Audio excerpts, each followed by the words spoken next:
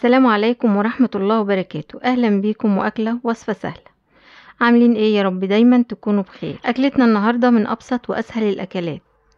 هعمل معاكم النهاردة كشري الرز بالعدس الأصفر. طبعا هو لما بيتعمل صح مش معجن بيبقى طعمه تحفة جدا. هعمله معاكم النهاردة بطريقة حلوة قوي، كمان بطريقة سهلة، مش هنخلي العدس يعجن فيه.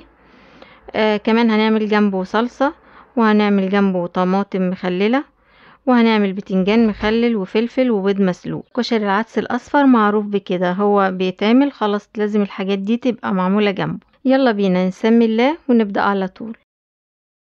معايا طبق فيه 4 فصوص من الثوم، وقرن فلفل اخضر صغير، وقرن فلفل احمر، وشوية من ورق الكزبرة. هناخدهم بقى في الكبة وهنفرمهم فرم ناعم. دلوقتي احنا بنعمل الدقة اللي هنخلل بيها البتنجان والطماطم والفلفل. بعد ما اتفرموا هنحط عليهم عصير ليمونة. بعد كده هنحط معلقة كبيرة من الخل، ومعلقة من الملح، معلقة صغيرة من الكمون، ورشة من الفلفل الأسود، ورشة من الكزبرة الناعمة، ورشة من الشطة، وشوية من البابريكا.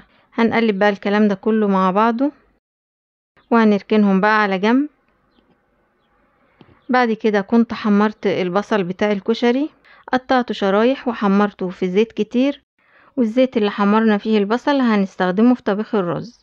طبعا كلنا عارفين البصل بيتحمر ازاي، ما حبيتش اضيع وقتكم في طريقة تحمير البصل، بس زي ما انتوا شايفين كده لازم نطلعه اصفر، وبعد كده هو بينشف لوحده بعد ما بنشيله من الزيت، لكن ما ينفعش نتك عليه في التحمير يمرر مننا على طول. احنا نشيله قبل ما يسود، نشيله هو اصفر فاتح كده. بعد كده هغسل الرز والعدس مع بعض كويس قوي، واحطهم في الزيت مكان تحمير البصل. وانا بشيل البصل سبت منه شوية طبعا في الزيت علشان اطبخ بيهم الرز طبعا بيبقى لو انتي حاطه كيلو يبقى بتحطي نص عدس، العدس بيبقى نص الرز. لو حاطه كوبايتين رز بتحطي كوبايه عدس. هنشوحهم كويس قوي الاول، بعد كده هنحط عليهم الميه، بس لازم نديهم تشويحه مع بعض كده كويس قوي في الزيت. بعد كده هحط على الرز معلقه من الملح، ومعلقه كبيره من مرق الدجاج. اللي ما بيحبش مرقه الدجاج يقدر يستغنى عنها ويشيلها. هنشوحهم كلهم كويس قوي بقى مع بعض. بعد كده هنحط عليهم المية على طول. هنسقي بقى هنا القعد بتاع الرز اللي هو القعد الطبيعي، يعني ما ينفعش نكتر علشان نقول ان احنا حاطين عدس مع رز، لا، هو القعد الطبيعي بتاع الرز هيطلع معانا الرز والعدس مفلفل. لو زودنا القعد بتاع الرز العدس هيطلع معجن قوي. بعد كده هنخليه يغلي وهنهدي عليه النار وهنغطيه ونسيبه يتشرب براحته. بعد كده في حلة تانية وهنعمل الصلصة بتاعة الكشري. جبت حلة وحطيت فيها شوية من الزيت ومعلقة كبيرة من الثوم، وقبل ما الثوم يصفر هنزل عليه بشوية من الكزبرة الناعمة، وكمان رشة من الفلفل الأسود، ورشة من الكمون، وهنديهم بقى تقليبة حلوة كده مع بعض. وأول ما الثوم يبتدي يصفر هنزل عليه بالطماطم على طول.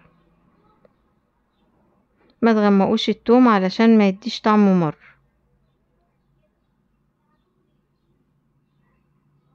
خلاص كده كفاية عليه قوي. هنزل عليه بقى بالصلصة بتاعت الطماطم. دي طماطم انا سلقاها في مية ومقشراها وضربها في الخلاط.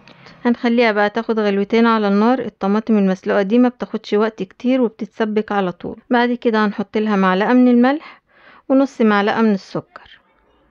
بعد كده هنبص بقى على الرز علشان نشوف استوى ولا لسه. هنديله الاول تقليبة كده، طبعا علشان حاطين عليه عدس لازم كل شوية نديله تقليبة كده علشان ما يلزقش مننا. خلاص كده هو اتشرب المية بتاعته. هنهدي عليه النار خالص على اقل حاجة. بعد كده هغطي عليه تاني وهسيبه يكمل سوا. وعلى ما الرز يكمل سواه هنروح بقى علشان نخلل الطماطم. في الوقت ده طبعا قليت البتنجان والفلفل. هنجيب بقى الدقة اللي احنا عملناها وهنحطها على شرايح الطماطم. دي بقى بتبقى احلى طماطم مخللة، طعمها وريحتها بتبقى تحفة جدا. خلاص كده انا خلصت الطماطم. هبدأ بعد كده احدق البتنجان والفلفل. خلاص كده خلصتهم. هحط بقى على وشهم شوية من ورق البقدونس او ورق الكزبرة اللي موجود، حطيه هيديها شكل ولون حلو قوي. بعد كده غرفت الرز بالطريقة اللي انتوا شايفينها دي. تقدر انت بقى تغرفيه بأي طريقة تانية تعجبك. وحطيت على وشه شوية من الصلصة وشوية من البصل المتحمر، ورشيت شوية من ورق البقدونس على وش الرز.